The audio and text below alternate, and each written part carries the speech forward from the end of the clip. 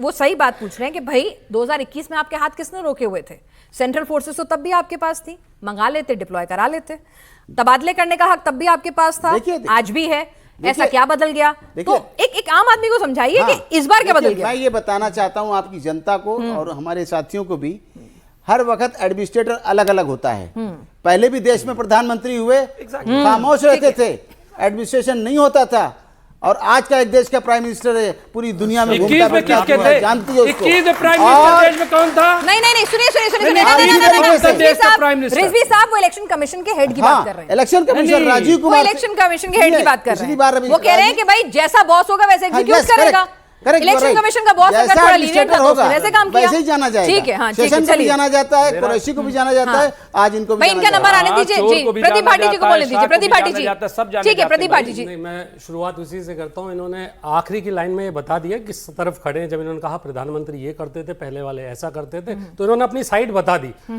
जो 65 polling presiding officers, आप बीच में बोला तुम्हारे कोई, अच्छा आप एडमिनिस्ट्रेटर की, अच्छा आप प्लीज लेट हिम कंप्लीट। बहुत पेशेंटली उन्होंने आप सबको सुना है, अब उनके बारे में भी सबको सुनना चाहिए। मैं उन प्रिसाइडिंग ऑफिसर्स, 65 प्रिसाइडिंग ऑफिसर्स ने सुप्रीम कोर्ट में दायर किया। 90 लाख लोग एसआईआर से, इन्होंने एसआईआर की तारीफ कर रहे थे, 90 लाख लोग वंचित रह गए, जिसमें हिंदू रहे। आप साहब, आपकी साइड हमें पता चल गई, जरा सुन लीजिए, आप ही थोड़ी बोलेंगे।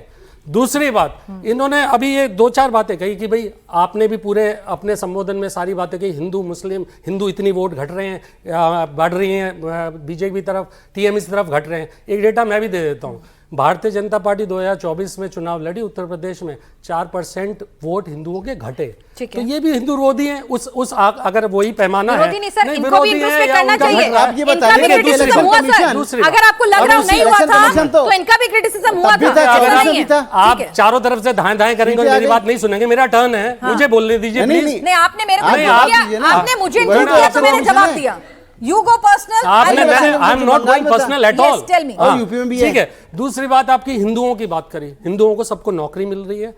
सारे हिंदू, किसी हिंदू का पेपर लीक नहीं हो रहा, सिर्फ मुसलमानों के हो रहे हैं। स्मार्ट सिटी में हिंदू घूम रहे, बुलेट ट्रेन में चल के आए होंगे यहाँ पे बच्चे भी वहाँ पे आदर्श गांव में बच्चे रह रहे हैं, कोई दिक्कत नहीं है। ये सब हिंदुओं के लिए हो रहा है, मुसलमानों के लिए कुछ नहीं। और आप हिंदू मुसलमान करते रहिए, क्योंकि जब तक पश्चिम बंगाल का चुनाव चलेगा और उसके बाद उत्तर प्रदेश आएगा तो गरीब बच्चों की बात नहीं होगी, पीडीए की बात नहीं होगी, सिर्फ हिंदू मुस्लिम होगा। क्योंकि वो चुनाव से, क्योंकि वो आपको फायदा हुआ, उसका नुकसान उठाया, फायदा हुआ ना आपको तो खुश होना चाहिए। करते रहे गलती। नहीं, अगर आपका दुश्मन गलती कर रहा हो तो करते देना चाहिए। अगर ऐसा इसका तो हमें फायदा हुआ ना, 2024 में चुनाव का फायदा हुआ। तो वही तो कह रही हूँ, तो हमें फायदा होगा, लेकिन हम देश को बांटना नहीं चाहते तो हम ऑब्जेक्शन भी उठाएंगे। हम सिर्फ फायदा नुकसान नहीं देखते हैं, हम देश का हित भी हमारे लिए सर्वोपरि है। ये बच्चे जो खड़े बैठे हैं, इन सबके नौकरियों का भी हित हमारे लिए उतना ही जरूरी है। नेताओं की दोस्ती, नेताओं के गठबंधन हितों हित के हिसाब से होते हैं, लेकिन यहाँ पर नेता कह रहे हैं कि हमारे लिए हम फायदे की बात नहीं करते। ये फालतू की बात है। मतलब ये पेट्रोल अगर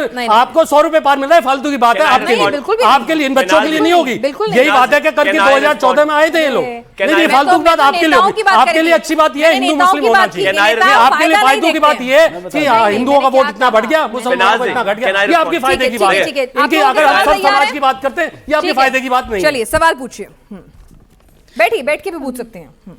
सर, मेरा सत्यम सर से सवाल है कि संजय सर ने बोला कि वो सारे बंगाल को साथ लेके चलते हैं। जब हम लोकल्स की बात करें तो दार्जिलिंग में पता चलता है कि वहाँ के लोकल ड्राइवर्स कहते हैं कि ममता दीदी हमारी बातें नहीं सुनती। बीजेपी सपोर्टर्स को बहुत बुरी तरह से ट्रीट किया जाता है। सर, आपके व्यूज़ टीएमसी सपोर्टर्स के लिए जानना चाहूँगी कि जब सारे बंगाल को साथ लेके चलते हैं तो बाकी बंगालियों के साथ ऐसा ट्रीटमेंट क्यों दिया जाता है? संजय जी के लिए सवाल है? नहीं, शिवम जी के लिए। शिवम सर नहीं, किसके लिए? शिवम के लिए। कहने में तो कुछ जाता ही नहीं, झूठ बोल रहे हैं। मैं एग्जांपल दे रहा हूं। ठीक है, सवाल। अगर सारे बंगालियों को एक ही नजर से देखते हैं तो फिर मुहर्रम के लिए परमिशन नहीं लगती, लेकिन अगर आपको रामनवमी का जुलूस निकालना है तो उसके लिए प्रतिबंध लगा दिया जाता है, उसके लिए कोर्ट जाना पड़ता है।